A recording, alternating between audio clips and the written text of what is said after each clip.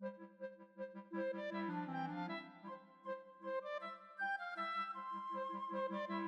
I'm Dave Frary. Welcome to this edition of the Trackside Modeler. In this video, I'm going to show you many easy ways to build realistic waterways on your model railroad, your village collection, or on your military diorama. I'll be building ponds, streams, rivers, lakes, and even a waterfall. I'll be using a variety of materials, including plexiglass, acrylic gloss medium gel, and a Viratex epoxy resin. As you'll see, used separately or together, they all make great looking model water. So let's get started. Plexiglass makes a great surface for water because it's flat, it's stable, and if you want to see through the water, it's transparent. It's available for repairing storm doors and windows at Lowe's, Home Depot, and some art and craft stores. I'm going to paint water on the bottom side of this piece of acrylic. Now, it doesn't make any difference. If you're going to paint the acrylic, you can paint it on top or bottom and then add your water effect to either side. By water effect, I mean a gloss acrylic gel or a gloss acrylic medium applied to look like waves or choppy water. So for this, I'm going to use tube acrylics. I'm using titanium white, black, and medium green, cerulean blue, and for the sand, I'm going to use a little bit of raw sienna. And I use tube colors for this. You can use model railroad paints, you can use craft store paints, you can use model airplane paints, whatever medium you like. Just make sure that they're water soluble. The first thing I'm going to do here now is paint the sand area in. And I'm going to take some titanium white and a little raw sienna, and I'm going to kind of mix it together until I get the color I want. In this case, I'm going to mix some of the sienna with the aid of a little bit of fresh water here to help me make it flow better. I'm going to mix some of the sienna back into the white until I get a nice sand color. Yeah, that's pretty good right there. And when I apply this to the plexiglass, you'll see I'm not going to paint it on, I'm just going to dab it on. And the dabbing gives you a nice rough edge, and it also gives you many different densities of color on top of the plexi. Now I've added a little black into the sand color, and I'm putting it where the water's edge would be to show a little darkening from the water being wet. Now I'm going to clean the sand color out of the brush, wipe it nice and clean, and we're going to start with our watercolor. A little black and a little cerulean blue.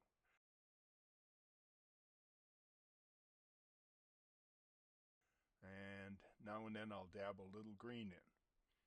So we're putting in the water. You can see how much blue is in the black. It's more blue than black, and that's the color I like. And by dabbing the paint onto the glass surface, or any surface for that matter, you get a nice uneven color that's almost devoid of brush marks. The tips of the bristles of the brush push the colors together into a random effect that looks like the surface of water.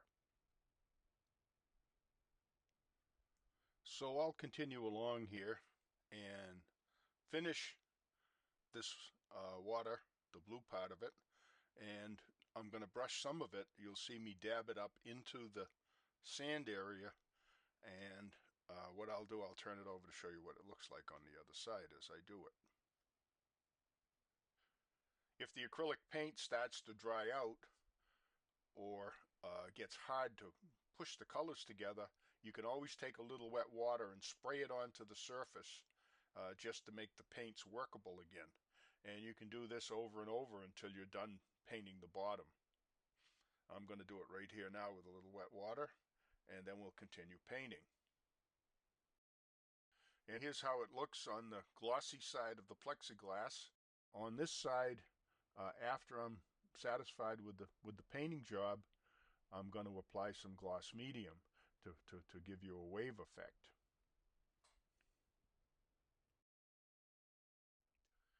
And here's how it looks just about finished. I'm not going to go much farther than this because the gloss medium, when applied to the other side, will kind of obliterate a lot of the brush marks and lines that you see. Now with the surface finished, it's time to seal the back. That is the area that we've already painted. I want to seal it with black. Might have a little blue in it. And the purpose of this is just to seal the back surface so that if there are any pinholes in the paint job, that they'll be filled in. The products I'm going to use for this project are all craft store acrylics. The first is Mod Podge. The second is a golden polymer acrylic, which is just about the same as Mod Podge. You could substitute almost any gloss medium product for the golden polymer acrylic or the Mod Podge. People like Polyterrain make what they call water gel, which is a good substitute. Now there's golden. This is called regular gel. It's gloss acrylic gel, and it's used for making the wave effects. The last one is called extra heavy gloss gel, and this is for the real breakers if you're making real steep waves that are curling over on themselves. Now all of these products are going to be applied directly to the plexiglass, and I'll show you how to do that. But first, let's look at the brushes we're going to use. There are basically two types that I like. The first is a fan brush. Fan brush is called that because its bristles are shaped like a fan. And you can do all kinds of effects, water effects especially, with this kind of a brush. The second brush that I'm going to use is just called a flat. This is a flat brush. This is used for putting on the first or second coat of Mod Podge or acrylic gloss medium. I'm going to start by applying the first layer of acrylic gel, gloss gel, to this plexiglass. In this case, I'm using Mod Podge. You could use any gloss acrylic medium that you like. And we're going to use the flat brush, and I'm just going to start putting it in at the waterline. Now remember, when this dries, it looks like mayonnaise now, but when it dries, it's going to dry perfectly clear with a slight ripple to it. And the ripple is going to be caused by wherever you have the brush marks. You'll notice that I am patting the paint on and I'm not brushing it on.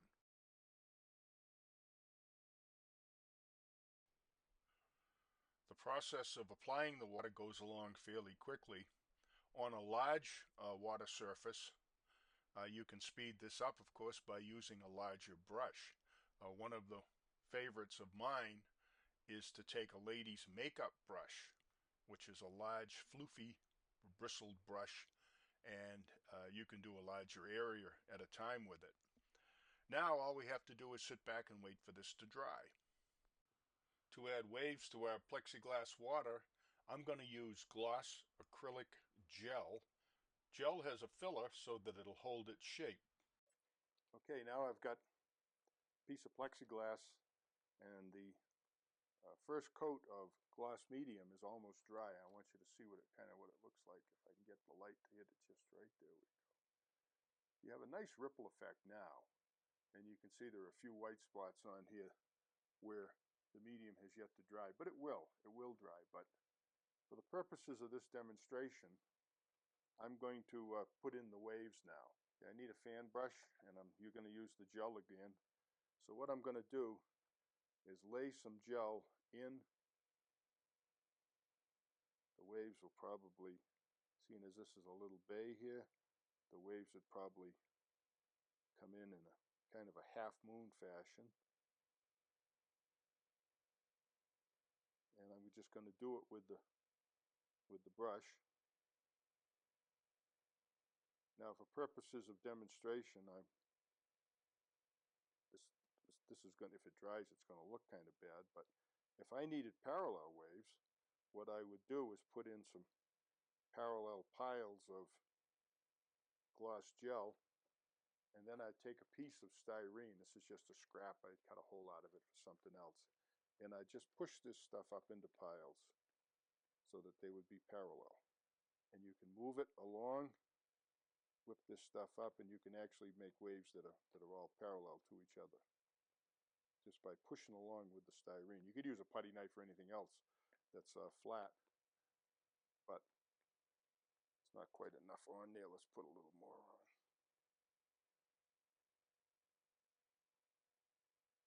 I want you to see how it looks all whipped up.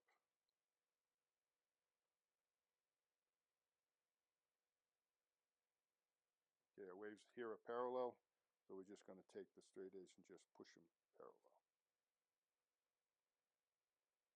Okay, there's the parallel ones. But for the purposes of this little display, that's the parallel waves there.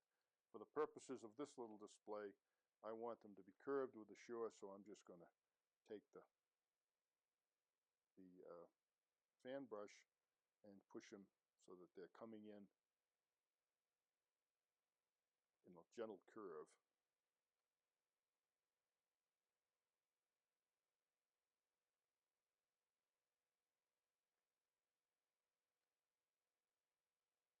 Like so. Okay, now we're going to let this dry. We're going to add some scenery to it, some sand and some earth forms, and I'll show you what the finished piece looks like after this dries. I've added some styrofoam cliffs, put a little sculptor mold over them, painted them, added some greenery on top. Now I want to seal the water. Because of its nature, the acrylic gloss varnish and the acrylic gloss gel is fairly soft after it sets. It's still a little sticky and it attracts dust. So I'm going to seal it with clear gloss acrylic varnish. Now I've chosen Minwax for this. You could use any kind that's popular where you live, or that your hardware store or home supply center carries. And I'm just putting a thin coat. You may want to put 2 or 3 coats. Treat this just as if you were refinishing furniture.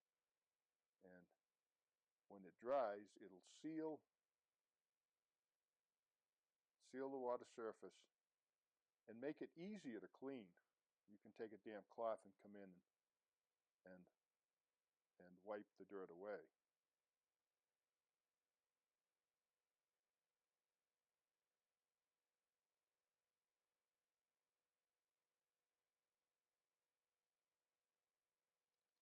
Can a little bit so I can get my brush in here. And that's about it. Just a couple more brushfuls and we'll have covered the water surface. You want to bring the varnish right up to the tide line that you've created.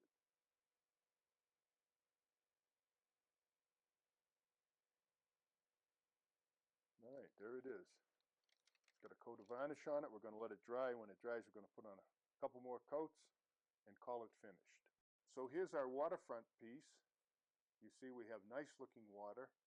It's so easy to do, and you can see the colors underneath. The colors that looked kind of messy in the beginning have been covered up by the waves and the reflection of the light on the water surface. So they don't look quite as bad as they did, or quite as bold as they did when we painted the bottom. So that's building water on acrylic and plexiglass. I think you'll like it.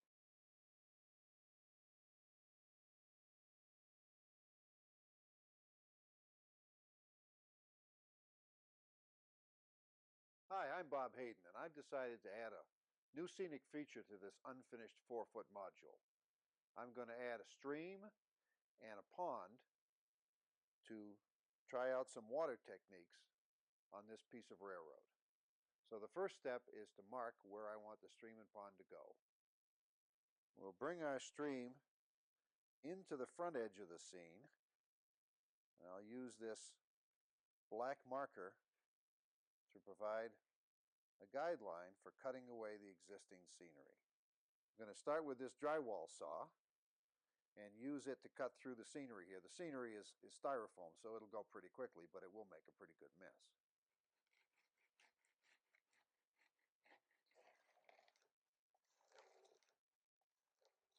And now we'll need to pull out the piece. And I want to bevel the banks so they'll have a realistic contour. Pull out this styrofoam.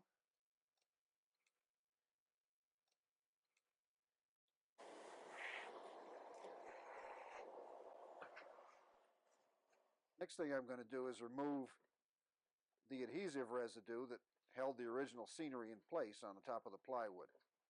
Obviously, if you're building water from scratch, you'll start with a clean surface and you won't have to do this.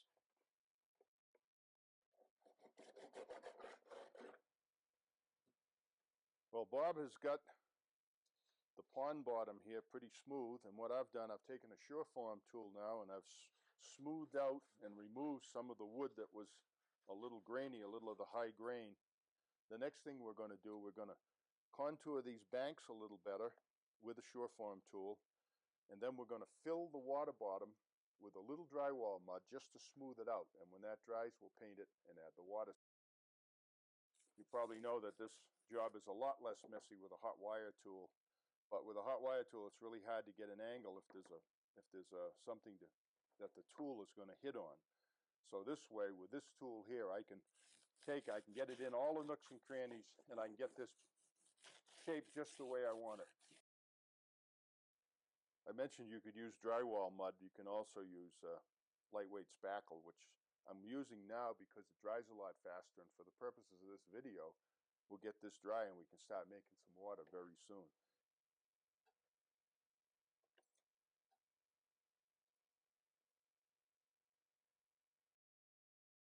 Now we're going to refine our bank contour with Sculptamold, and this is a commercially available modeling compound.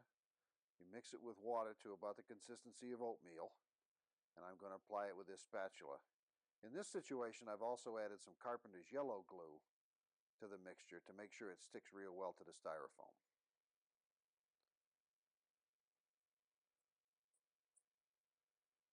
We'll add this to our banks, and at this end of the stream we'll also build the stream bed up a little bit so it goes downward as it heads for the pond. This is real easy material to work with. There's no plaster dust. It doesn't drip, and it'll set up in about 20 or 30 minutes depending on the humidity. Get this batch of Sculptamold onto the scene. Now I want some clear water and a stiff bristle brush, and I'm going to use that to work the Sculptamold into the existing scenery and to refine the contours. Do a little bit of undercutting here where the stream has come through. Work in all the edges.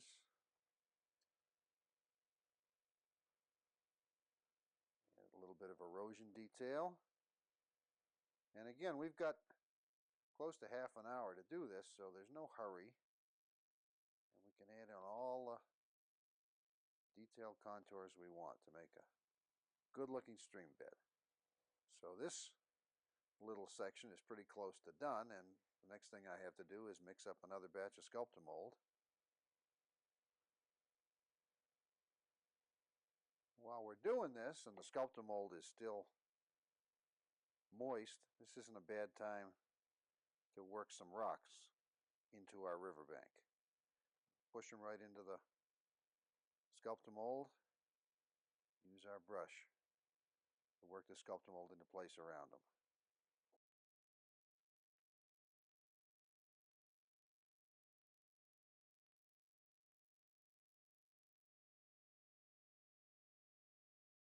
And depending on the type of stream you're modeling and the part of the country, more rocks can be glued on top.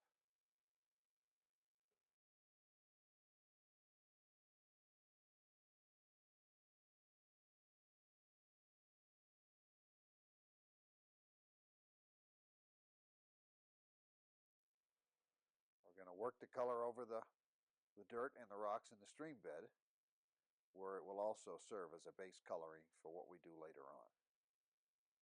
Make sure we work the color up under our undercuts. Bob's painted the bankings in earth color. Now, what I'd like to do is paint the stream bed itself a dark gray color. The gray is made by mixing 1 part of flat black with 2 parts of earth-colored paint. And then you add enough water to make it nice and soupy and brushable. Now the reason I'm painting the stream bed black is that I'm going to dry brush up the tops of the rocks so that we can see them.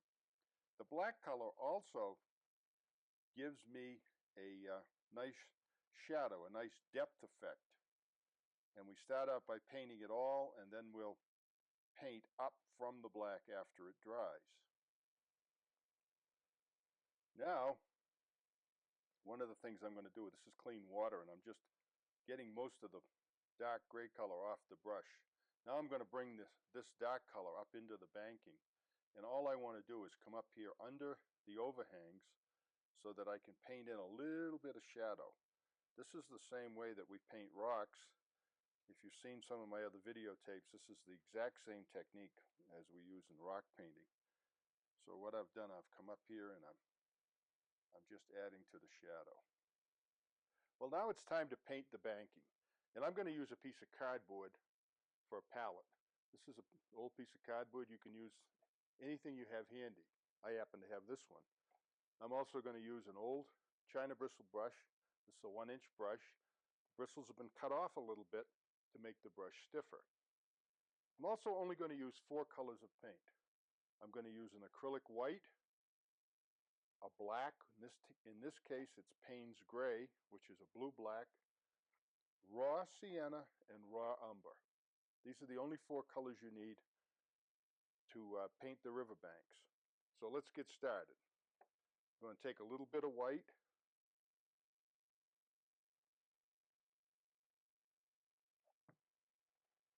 a little bit of black. That'll give us a nice gray for the rocks. We're going to use a little bit of raw umber, which is a brownish color,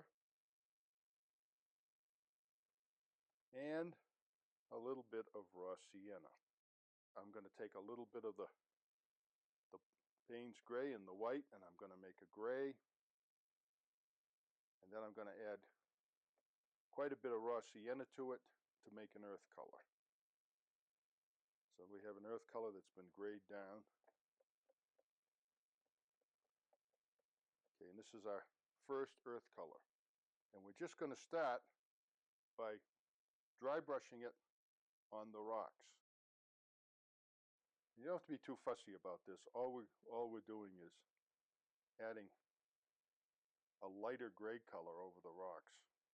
And we also want to make sure that all the rocks in the riverbed at this point get dry brushed a lighter color, because we want them to stand out from the surrounding water.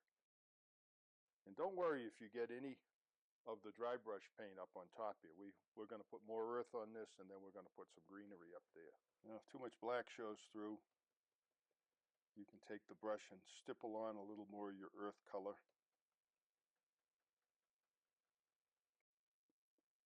Okay, now to finish up these rocks that are on the waterfall, I've mixed quite a bit of white with the raw sienna, and I've made them right now. I'll lighten these rocks and change their color after this paint dries, but right now all I'm looking for is kind of a rock color that's the same color as the earth paint we're using. And I want to highlight these rocks. Now when we actually pour water in here, we're going to go back, and I can go in later on with some pure white, and I can dry brush just the tops of the rocks. Now I'm going to paint the pond bottom, and there's all different ways to do this. Some people might like to just leave it black. I'm going to be using some colors. Here's a Delta Ceram Coat. This is acrylic paint, available in Michael's stores, and this is black green. Okay, I'm also going to be using Liquitex Cerulean Blue, Hooker's Green, and a little bit of Chrome Green Oxide. These are the colors I'm going to use on the water. Let's start by taking our brush, which is the same brush we use to paint the banks, and I'm going to put a little of the green black on here, and I'm just going to move it around and work it in and work it up to the edges. Any place that we're going to have sand and shallow areas, we'll work those in later. Now, I'm pushing it into the edge. I'm not trying to brush it in. I'm just pushing it into the edge so that it'll hit the edge of the sculptor mold that we put on there and create its own banking. More.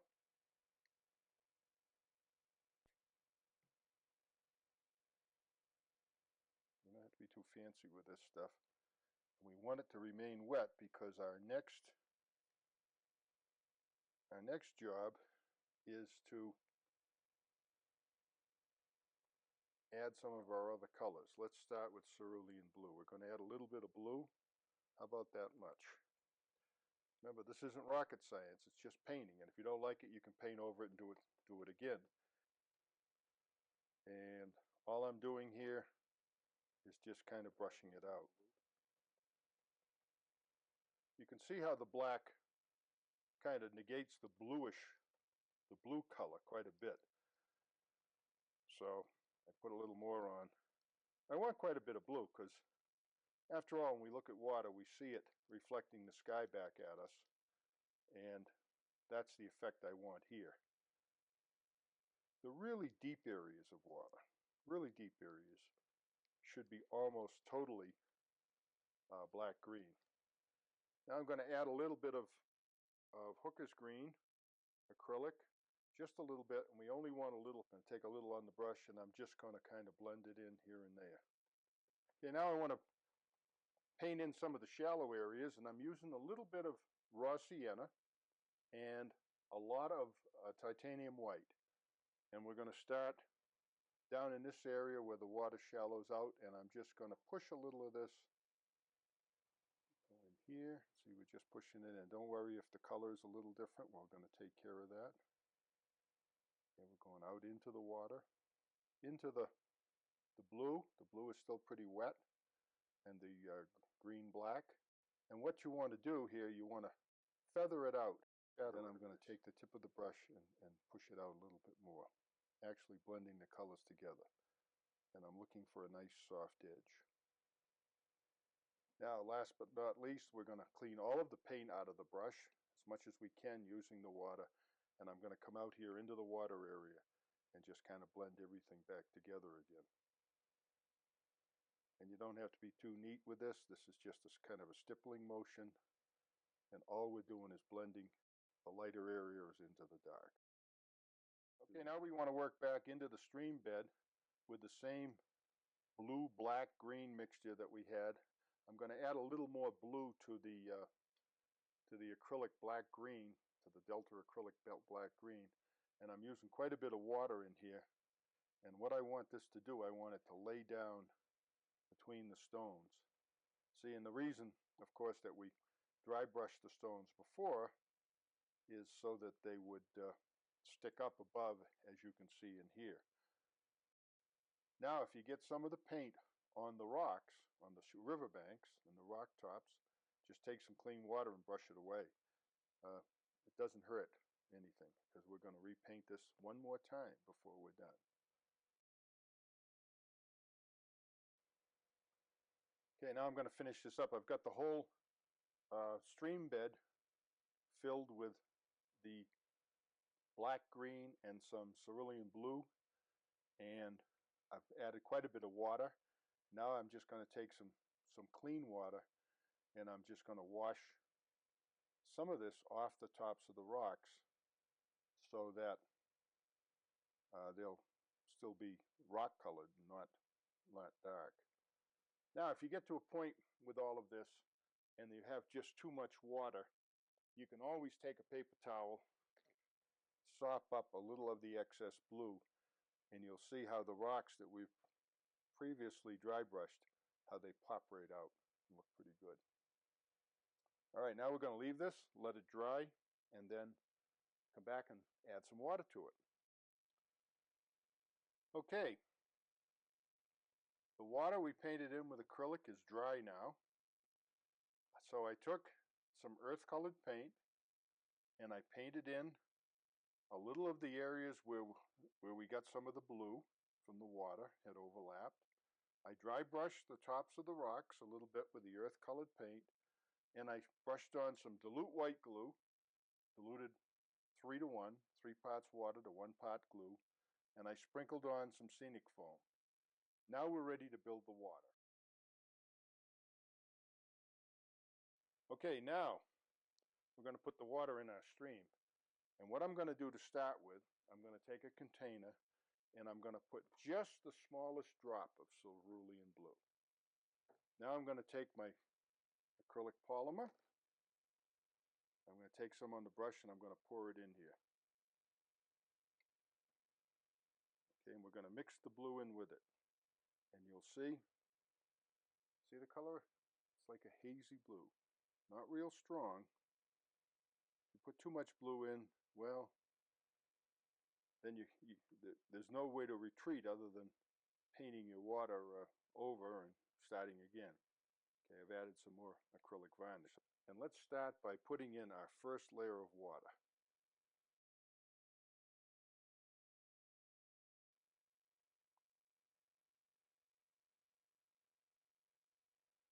This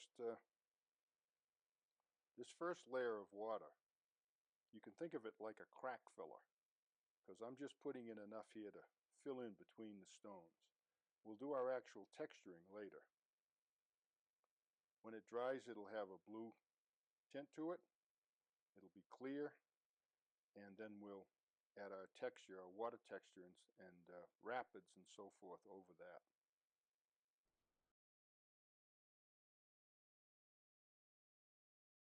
I'm going to continue adding the gloss medium until the stream bed is filled. And here's the way it looks just before it dries. You can see the tops of the rocks are starting to poke through. And here's the way it looks after it's dried. It's a nice looking stream. Here it is, the same technique used in Gore Canyon and again on a Lionel layout to show rapids and waterfalls.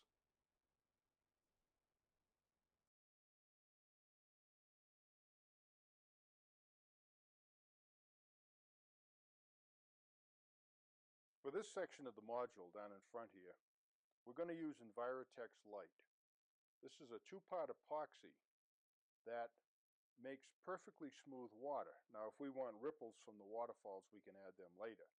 But I want to show you how to use Envirotex Light because some people have had problems with it. It's rather tricky to use. First of all, it's a 2-part epoxy, 2 different colors. And you want to mix these together in equal portions according to the directions. Now, if there's one thing I'll say to you now, it's read the directions, understand them, and then heed them. Don't try to do other things to this stuff. Go by the directions. So we're going to use Envirotex Light. It's 2 equal parts. We have the luxury here of being able to level our module. If your model railroad's not level, you may run into problems because Envirotex Light tries to seek its own level. It tries to flatten itself out, and all your water may run out one end of the railroad. So if you can level the pond or the water surface you're building, try to do it first. Second thing you always want to do with Envirotex is to test it. This is some we mixed up last evening, just a little bit, about less than a half an ounce of each of part A and part B. We mixed them up according to directions and we let them sit in a cup. And you want them to be hard. You want them to be as hard as this. This is what it looks like when it's set. Perfectly clear and hard. That way you know that the Envirotex is going to kick perfectly, and it's going to kick in about 12 hours, and it's going to give you beautiful water.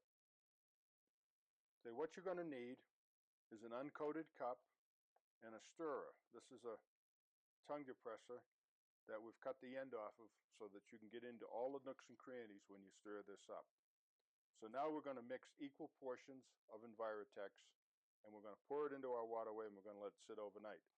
But first, before we do that, we should prepare the waterway.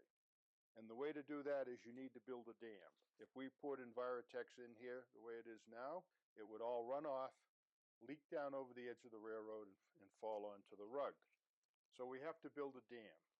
Duct tape works good, blue painter's tape, masking tape. We like blue painter's tape because when you remove it, it doesn't leave any residue. So what I'm going to do is build a dam. I've got about an inch of the blue painter's tape, or 3/4 of an inch, up above the surface of the railroad. Take your thumbnail and press the tape right into the edge of the water. We're going to put another piece on, going in the other direction, about the same height, and you want to make sure it's sealed. You don't want any Envirotex leaking through. I've heard more heart-rendering stories about people who have prepared their water perfectly, poured in Envirotex, come back in the morning and find every single bit of it on the rug.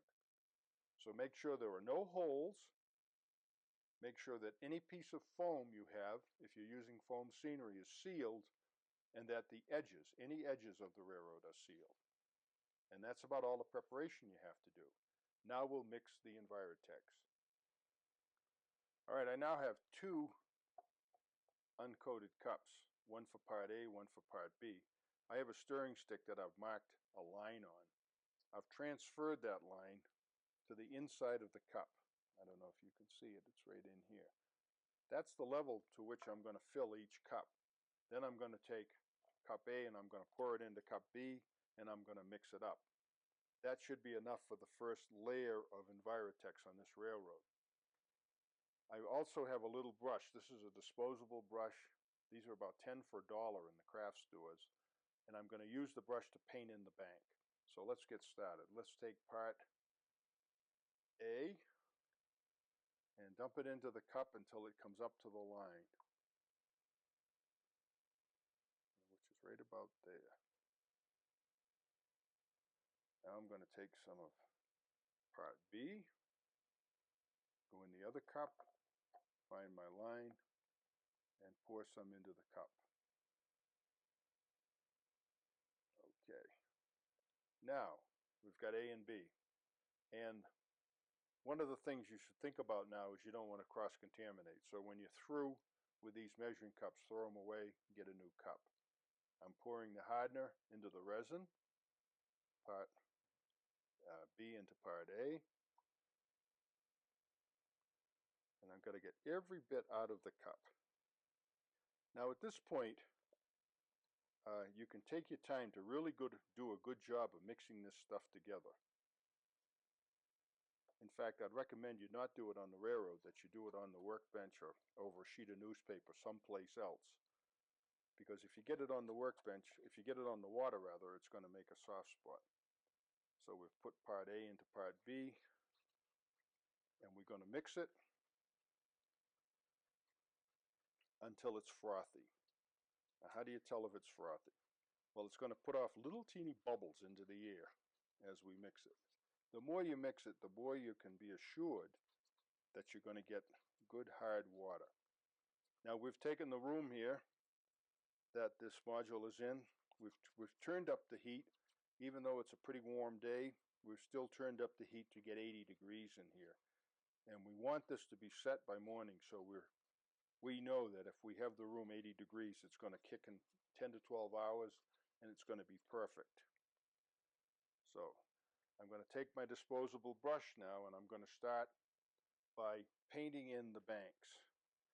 And what this does, by painting in the banks ahead of time, you keep the Envirotex from creeping up into the scenery, which is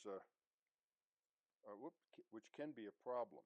Nope, I just spilt a little, but there's no big deal because we're going to end up pouring it on the railroad anyway.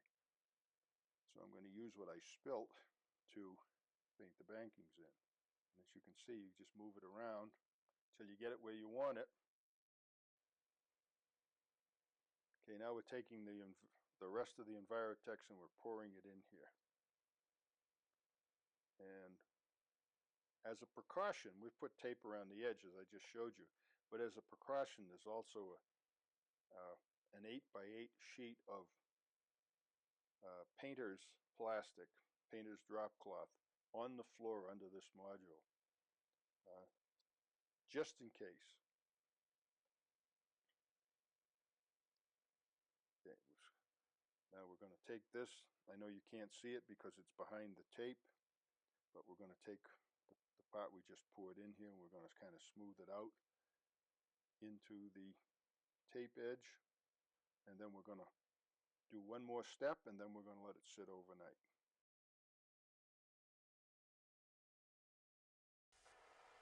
The next step is to take a Bernzomatic torch or any kind of a propane torch and pass it gently over the surface of the water like this.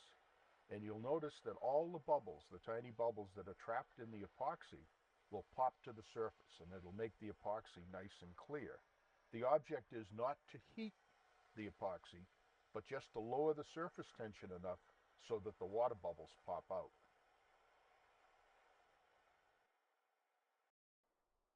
Now the Envirotex is set overnight, and I'm removing the tape, the little dam that I made with the tape. And you can see that the tape did its job. It held all of the Envirotex onto the water surface, and it has set. It's hard, it's really glossy, and it's a permanent finish. It's not going to change over time. Here's an example of epoxy water on the Pennsy Railroad. This water looks as good today as it did the day I poured it 17 years ago. Another two-part epoxy product that can be used for making water is called Magic Water. Magic Water is available in hobby shops and through some hobby catalogs. Here's an example of a lake that was built using Magic Water. It's a two-part epoxy, so you just mix the portions together, pour it in for a crystal clear, flat lake that looks just beautiful. Now the next step, our stream bed is pretty dry. There are a few little white spots, but they don't amount to much. Our next step is to take the acrylic gel on a fan brush and actually lay in the areas where water would be flowing over the rocks. And I'm doing this by using the side of the fan brush. Now I'm not worrying too much about the look of the water. All I'm doing is laying in this material. And I'm using the fan brush because I can lay it in rows with the brush just by moving the brush down, so the water does look like it's running fast. Okay, I've laid all of the acrylic gloss gel into the stream bed, and I've made some peaks in it, which will look like rough water flowing. Now behind the rocks, and any place there's a rock, I'm going to put a little more gel, a little pile of gel, to look like the trailing edge of water around the rock.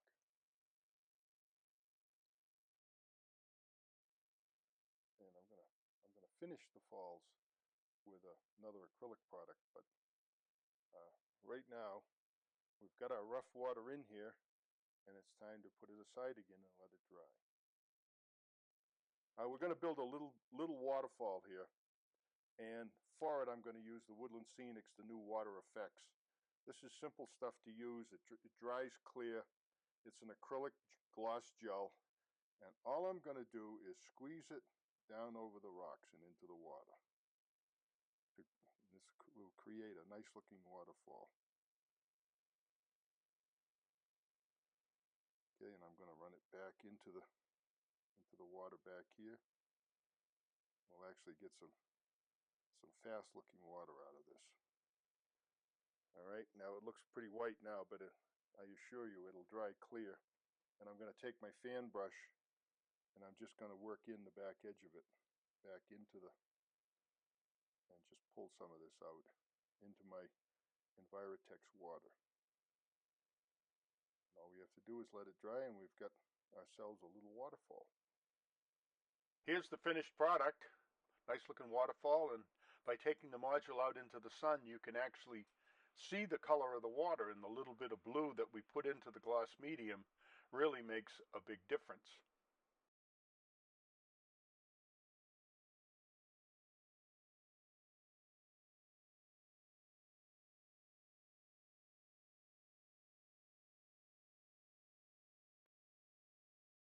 Here's an easy way to make a waterfall. I've taken a tongue depressor and I've cut the end off with a pair of wire cutters, and I'm going to take the gloss acrylic gel and I'm going to just smear it on this plastic bag.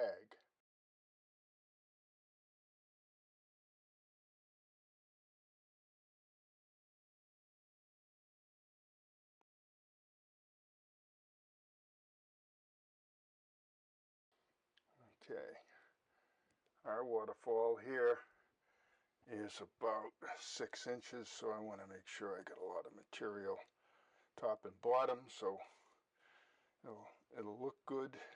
Put some material at the bottom here. There.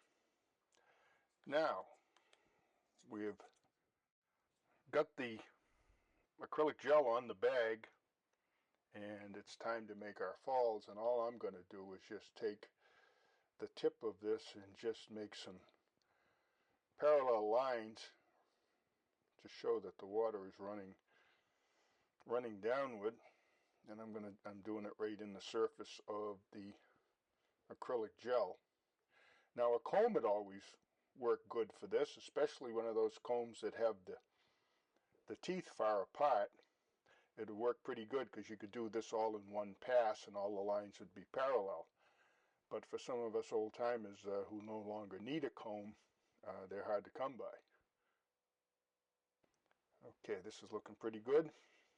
I'm going to leave this, and now I'm going to allow this side to dry, and if it needs to be touched up, we'll put another layer on. If not, we're going to flip it over and do the other side. Here's what our finished waterfall looks like. This is one layer of a plastic bag. You saw me put the gel on one side of it. I cut it out, I flipped it over, and I put the gel on the other side. Now we have both sides of the bag textured, or the sheet of plastic I should say textured. Now we're going to measure the area it's going to go in. We're going to use a pair of scissors. We're going to cut the bag to size, and then we're going to hang it. Here's the rock area where we're going to put the waterfall, and here's a piece of the bag that has the gloss gel on it, and I'm sitting it in here to try to get a pretty good fit. I've cut it once with scissors, and I'm sitting it in to see how it looks. Looks pretty good right there. I'm going to do one more little trim on it, and I just have a pair of scissors, and I'm just going to cut a little bit out of the middle of it right here. I don't know if you can see this. All right, so this is where our waterfall is going. Now it's important that your waterfall be straight up and down. So we need a way to glue the waterfall in place now, and what I'm going to use is acrylic gel, and I'm going to take it and paint it on the top and bottom of the waterfall and use it like glue. So I'm going to take a little on a popsicle stick, put it on the bottom of the waterfall piece, and then I'm going to put a little up under the rock just to add a little bit of backing right at that edge, and then I'll put a little on top of the falls piece, and I'll set it in place.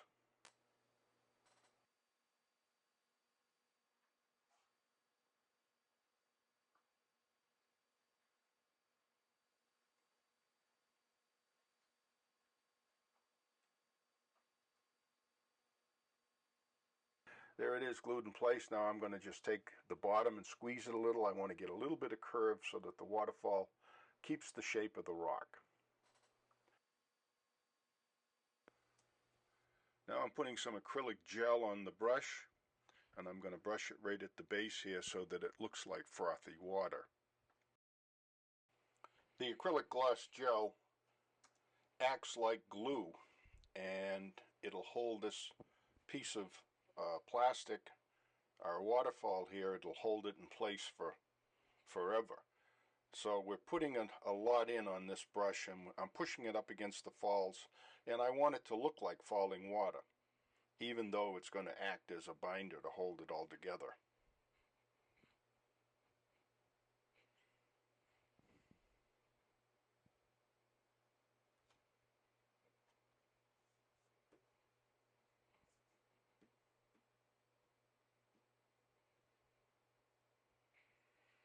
Alright, that looks pretty good right there. Now we're going to do the top, and there's a little lip where the falls joins the rock, and I'm going to just brush some acrylic gel into it. I know you can't see, my arm's kind of in the way here, but I'm making a smooth transition between the rock and the falls, and I'm brushing it on so that it looks like falling water. That's the whole idea behind this, is to add enough gel so that it meets the falls, and when it all dries, it'll all be clear, and it'll look like water running over the edge. While this is drying, the very last step is to take some white paint on the tip of a fan brush, you can see, and just come in, and we want this to look like a waterfall, and we want it to look like there's a lot of air trapped in the water. So what I'm coming in with a little bit of white, not a lot, just a little bit, and I'm brushing it into the fall so that it looks like there's air trapped in there. I'm also going to put a little up here on the top.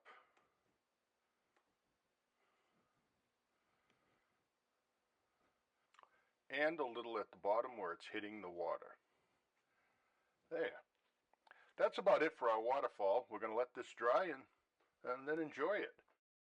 Here's a few examples of waterfalls built using the techniques I've just showed you. You can really make nice looking waterfalls with this. It's easy to do. It's a repeatable process. So I suggest you give it a try. You'll be making great looking waterfalls before you know it.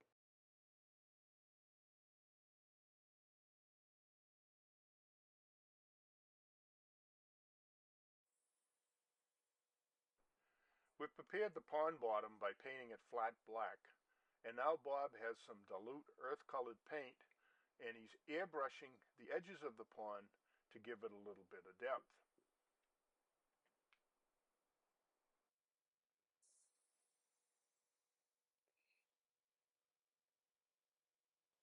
Now for a little different technique with Envirotex.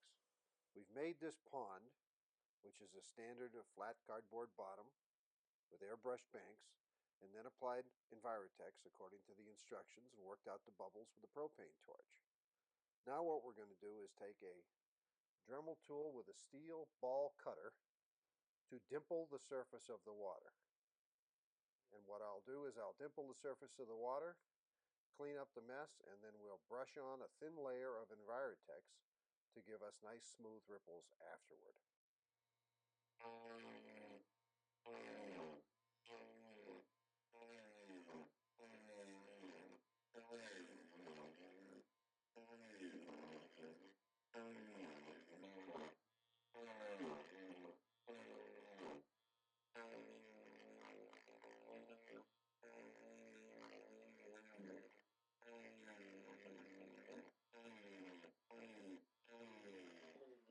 Every once in a while, it's a good idea to vacuum up some of the scraps so you can see what you're doing, see the areas you've missed. Now the finishing touch for our rippled water is to add another layer of Envirotex, mixed thoroughly just as before, with a brush. And this is going to fill in the ripples and give us some little waves between them, and basically achieve a look that we can't get any other way. So here we go.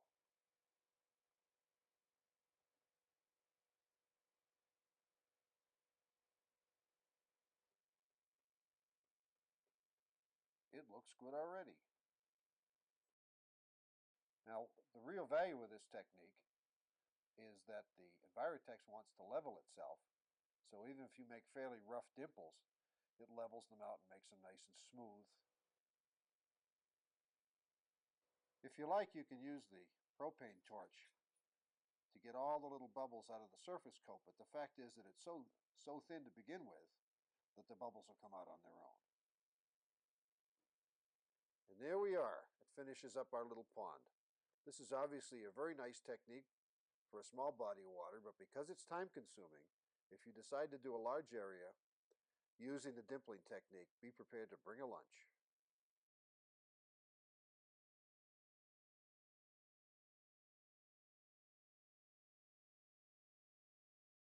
I'm going to start by giving the water a second coat.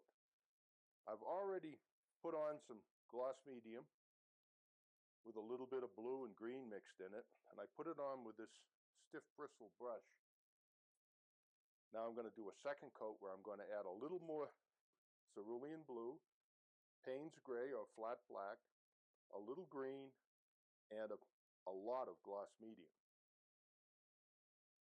Now the important thing with this is to get everything in a parallel motion. This is the direction that the waves are hitting the shore.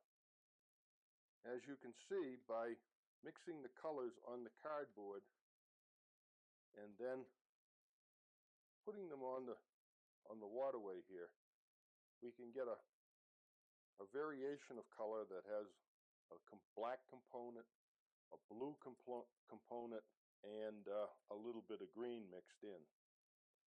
This is the base for the wave action, and we're going to actually build the waves out of gloss acrylic gel. If you get too much of one color and you don't like it, you can just take the brush and go back in and modify it just by stippling over it, and then just moving that color out to an area that needs more color. Maybe over here or in here. I'm going to reload my palette and finish the water. The next step, of course, is applying the gloss gel medium. I've added a little bit of white mixed with gloss medium to the water just to simulate waves and water action. I've used this brush, which is a small brush that you'd use for dry brushing, and it was used in a dabbing motion with just a little bit of white and a little bit of gloss medium on it, just to create some highlights in the water. Now I'm using golden high solid gel gloss medium, and this is a medium that's made to be sculpted. You can actually move it into shapes. It's about the consistency of thick marshmallow or peanut butter. I'm going to take and use this trowel, and I'm going to put a little extra right up here on the rocks, just so it looks like some water splashed up against the seawall, on the rocks, on the seaweed, and whatever's underneath. So you don't have to be fancy with this. All we're looking for here is a clear, glossy texture. And this material, although you don't have to use the Golden brand's available in most of the craft stores. You can use any other kind you find. It's all compatible. Even the stuff that's made for model railroad water use that's sold by Scenic Express. It all makes terrific water, and it's all used the same way. You just kind of smush it on to try to get some nice wave texture. And you'll see that up against the seaweed here, we're not too concerned. The seaweed already has gloss medium mixed in it, so it's already glossy. So if I get some of this stuff smushed into it, I don't really care. Okay, and you can add a lot here. We're trying to simulate some subtle wave action. So you want to keep your motion of the brush parallel with the waves we've already put on here. That way you'll get a little texture where the wave tops are supposed to be.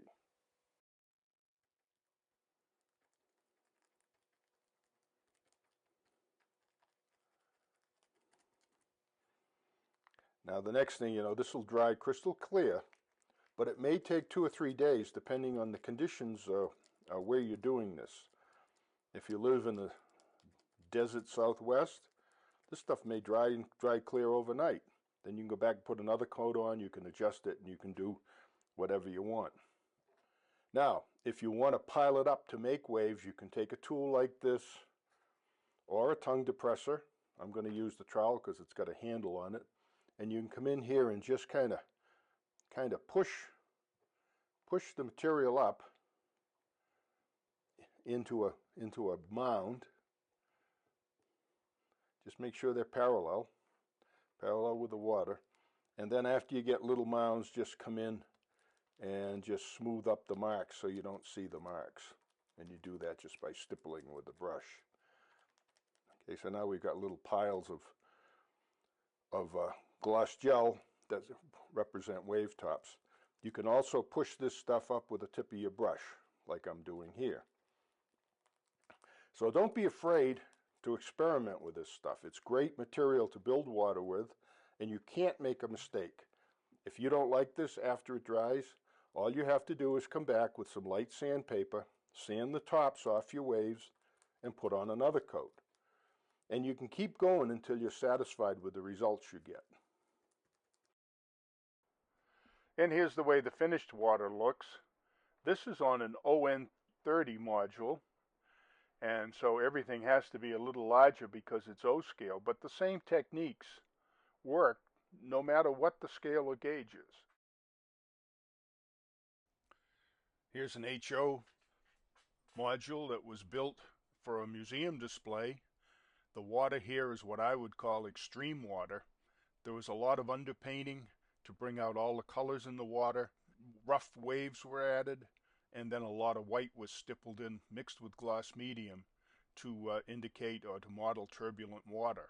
So that's it for this edition of the Trackside Modeler. I hope you enjoyed this video, and I hope you learned how to make some great looking water.